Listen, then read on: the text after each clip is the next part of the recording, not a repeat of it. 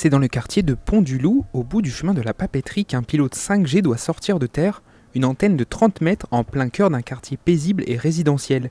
Les habitants dénoncent un projet démesuré et décidé sans aucune concertation. On l'a appris sur une vente d'une villa qui s'est annulée et un panneau de chantier qui a circulé d'une parcelle à une autre parcelle. C'est une zone rouge avec des risques de glissement de terrain. Ce projet leur paraît d'autant plus inutile qu'ils ne constatent aucun problème de réseau. On a la fibre, on a tout, on a 4G, 5G, tout passe. Vous allez sur les sites officiels, on voit qu'on n'est pas en zone blanche du tout. Parmi les plus concernés, Daniel et Miroslav, installés ici depuis 51 ans.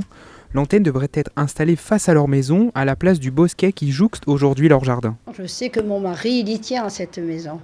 C'est lui qui a construit et c'est lui qui a tout. On a trimé pour avoir cette maison. Et maintenant, le jour qu'on veut la vendre, s'il y a les antennes, voilà. Le patrimoine foncier qui va être dévalué en fait dans tout le quartier. Voilà, sans qu'il y ait eu de concertation. La ville de Tourette s'est opposée au projet, mais la justice a finalement tranché au profit de l'opérateur téléphonique.